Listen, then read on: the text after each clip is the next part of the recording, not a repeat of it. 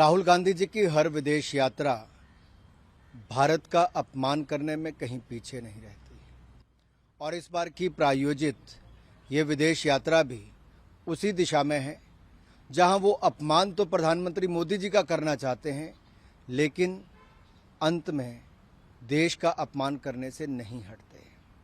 पूर्व में भी आप देखें, वो भारत को एक राष्ट्र ही नहीं मानते, वो तो राज्यों का संघ कहते हैं और भारत के बढ़ते कदमों पर भी प्रश्न चिन्ह खड़ा करते हैं। आखिरकार राहुल गांधी जी विदेश में जाकर क्या पाना चाहते हैं? ऑस्ट्रेलिया के प्रधानमंत्री कहते हैं prime minister Modi is the boss. शायद राहुल गांधी जी को ये बात भी हजम नहीं हुई।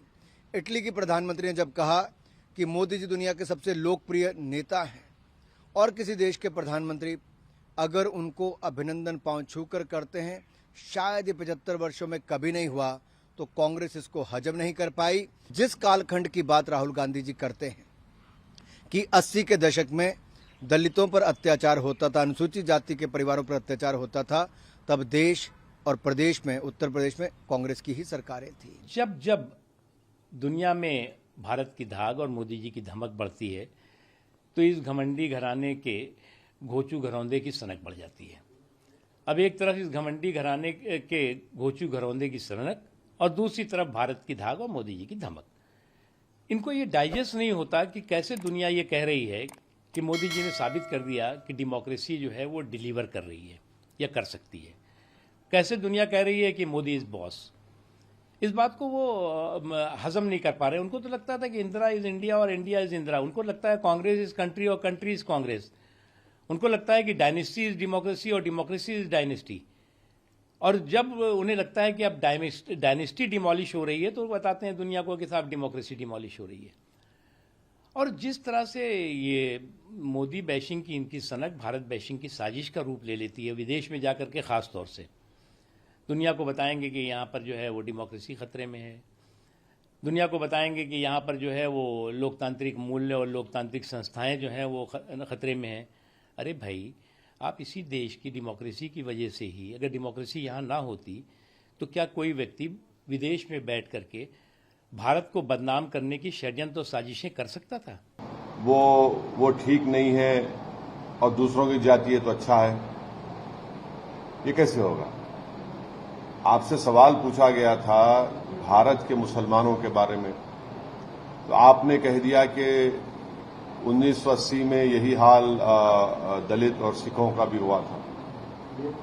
तो 1980 में राहुल गांधी नहीं जानते कि यूपी में सरकार उनकी थी तो हाशिमपुरा हुआ, मलियाना हुआ। 1980 में उन्हीं की पार्टी की सरकार थी तो दिल्ली का मैसेकर हुआ। यूपी में उन्हीं की सरकार थी तो मुरादाबाद की ईदगाह में 400 से ज्यादा मुसलमानों को पुलिस फायरिंग में मार दिया गया। 1980 में उन्हीं की सरकार थी जब दिल्ली की सड़कों पर सिखों के खून से होली खेली गई थी। तो आपको ये बोलना चाहिए कि मुसलमानों पर अगर हो रहा है तो क्या हो रहा है। ये टाल मटोल का जवाब देना कि 1980 में ऐसा हुआ था। अब फिर राहुल गांधी को ये भी बोलना चाहिए था कि उनकी सरकार राजस्थान में है, जुनैद नसीर कैसे मारे गए और अब तक उनके कई कातिल एलिज एक्यूज नहीं पकड़े गए। ये क्या है? छत्तीसगढ़ में उन्हीं की सरकार है, वहां पर धर्म संसद होता है, छत्तीसगढ़ सरकार के स्पॉन्सर्ड, और वहां पर महात्मा गांधी को गाली दी जाती है। ये कौन सा जवाब है इनका? एक बार फिर प्रधानमंत्री नरेंद्र मोदी को क्रिटिसाइज किया है फॉरेन लैंड पे, विदेशी जमीन पे, और खासतौर पर बीजेपी इसको क्रिटिसाइज कर रही है कि विदेशी जमीन पे देश की इज्जत को रख नहीं पा रहे हैं राहुल गांधी, वहां जाकर प्रधानमंत्री को क्रिटिसाइज कर रहे हैं। अपने प्रधानमंत्री की आलोचना कर रहे हैं और वो भी काफी सरकारिज्म वाले स्टाइल में की।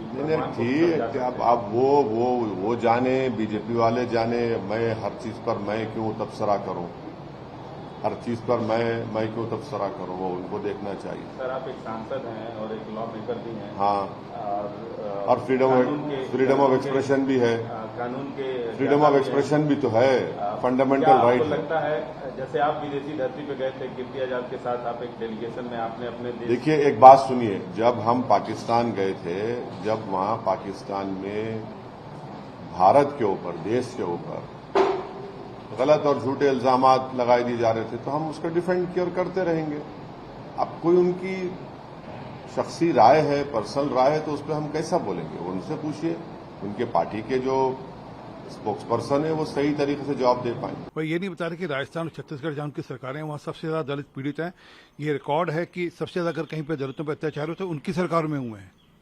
और वह कैसे बोल सकते हैं कि अगर सिखों का नरसंहार हुआ हिंदुस्तान में तो उनके राज में हुआ, जब दिल्ली के अंदर 3000 सिख उनके पिता ने मरवा दिए थे। तो उनको ये बातें कहते शोभन देता है। वह ये बताएं किस प्रकार से प्रधानमंत्री मोदी जी ने आने के बाद 2019 में आने के बाद 5 करोड़ मुसलमान बच्चों के लिए वजीफे एलोकेट किए। सबसे पहला फैसला ये था भारत सरकार का। किस प्रकार से वह चिंता करते हैं जो मुद्रा योजना या किसान सम्मान निधि या उज्ज्वला योजना या सिर पे जो मकान दिए जा रहे हैं, छत दिए जा रही है, उसमें सबसे ज़्यादा हिस्सेदारी लगभग 30% हिस्सेदारी मुसलमानों की है, जो उनको एडवांटेज मिल रहे हैं बेनिफिशरीज के। परंतु उनको उनका जो चश्मा है वो एक रंग का है, उनको देश की निंदा करनी है, इसलिए इस प्रकार की बात करते हैं।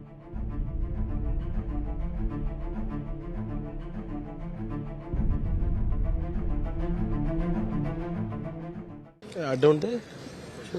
They are treated as second-grade citizens in the country. Don't you feel that the minorities and Dalits are feeling insecure?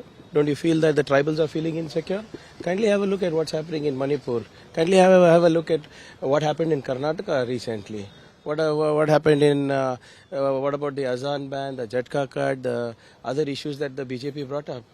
The SCs, the STs, the backwards, the minorities, they all are feeling like second-grade citizens in the country. Rahul Gandhi ji की हर विदेश यात्रा भारत का अपमान करने में कहीं पीछे नहीं रहती, और इस बार की प्रायोजित ये विदेश यात्रा भी उसी दिशा में है जहां वो अपमान तो प्रधानमंत्री मोदी जी का करना चाहते हैं, लेकिन अंत में देश का अपमान करने से नहीं हटते।